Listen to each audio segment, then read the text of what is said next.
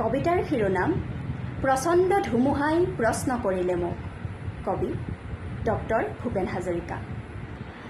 প্ৰচণ্ড ধুমুহাই প্ৰশ্ন কৰিলে মোক, তোমাৰ প্ৰাপ্য কি কোৱা?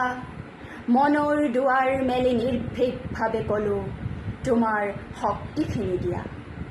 বজ্ৰৰ গৰ্জনে বক্ষ উজাৰি ক'লে, তোমাৰ কাম্য কি কোৱা? মই ক'লোঁ, বজ্ৰ তোমাৰ শক্তিশালী উদাত্ত কণ্ঠটি দিয়া। এদিন আকাশে ক'লে, জনৈক গীতিকাৰে অকণি আকাশ দেখোঁ মাগে, তুমি কিয় আজি বাৰু কম্পিত কণ্ঠেৰে মাগিছা সৰ্বাকাশ সত্তা? মই ক'লোঁ, তুমি এইটো কৈছিলা ৰাতিপুৱা, যিমানে বিলাই দিবা সিমানে মহান হবা, তাৰে নাম সঁচা উদাৰতা।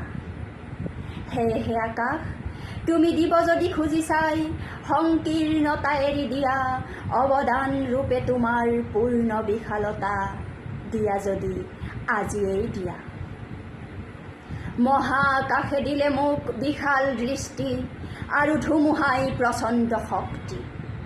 বজ্ৰই দিলে মোক উদাত্ত কণ্ঠ, আৰু দিলে সাহসৰ যুক্তি। বজ্ৰৰ কণ্ঠেৰে ধুমুহাৰ শক্তিৰে গীত গাই কপাম দিগন্ত, দানৱৰ সমাজতো গাম মানৱৰ গীত, কলিজাৰ সঁচা সুৰসিদ্ধ। মুমূৰ্ষু মানৱক জীৱনৰ বিদ্যুৎ কিঞ্চিতো যদি দিব পাৰোঁ, আকাশ, ধুমুহা আৰু বজ্ৰক তাৰ বাবে শতবাৰ প্ৰণিপাত কৰোঁ, শতবাৰ প্ৰণিপাত কৰোঁ। ধন্যবাদ।